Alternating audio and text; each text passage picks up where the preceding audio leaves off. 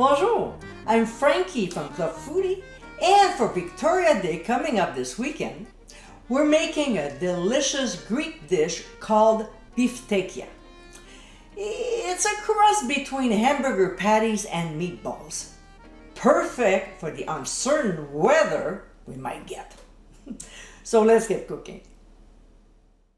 We'll begin by making the patties. In a skillet over medium heat, we'll add a tablespoon of olive oil. When it gets hot, we'll drop in our finely chopped onions and season with ground sea salt. We'll saute them until translucent, about 2 to 3 minutes.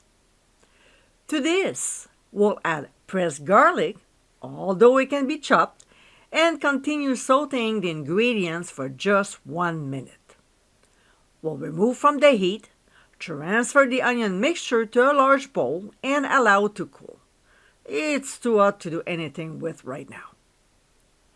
During that time, we'll combine the torn bread with warm milk and stir until the bread has absorbed it all. To completely moisten the bread, we'll add a tiny amount of olive oil. Stir once again, and then set aside. Back to the bowl. We'll add lean ground beef, the moistened bread pieces, a large beaten egg, some Greek seasoning. Hey guys, to get my homemade blend, click the link on the top right corner of your screen.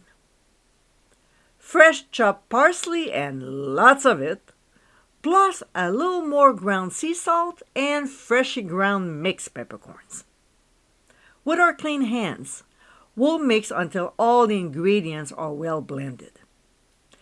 Now, we'll place a piece of plastic wrap on top, making sure it touches the surface, and transfer to the fridge for 1 hour. Next, we'll make the sauce for the potatoes. In a measuring cup, we'll combine chicken broth, followed by olive oil, freshly squeezed lemon juice, then garlic powder, some dried oregano leaves, of course, ground sea salt, and freshly ground mixed peppercorns. We'll whisk everything until nicely blended. Here are the potatoes that we've cut into wedges, trying to get them all the same size. And then we'll pour the sauce that we've just made over these guys. I know, that's a lot of liquid.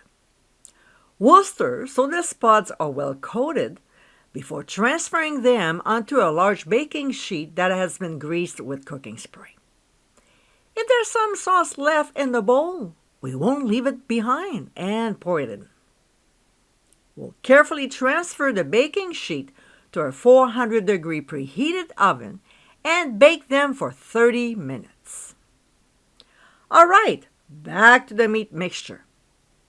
After chilling for an hour, we'll shape it into patties. To make them as even as possible, we'll use a portion scoop and then shape them. I'm using a 2-inch diameter food disher.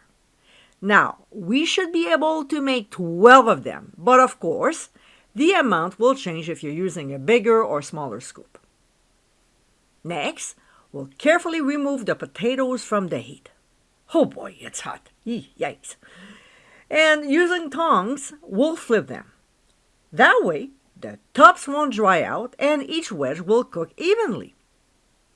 We'll place the patties on the potatoes, nesting them comfortably, and then drizzle some olive oil over the biftekia. I like to spread it with a brush so they're covered evenly.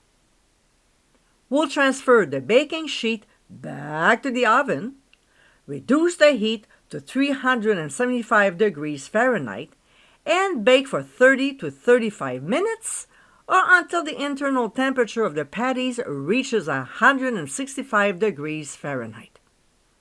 We'll leave them in, put the broiler on high, and cook for an additional 5 minutes.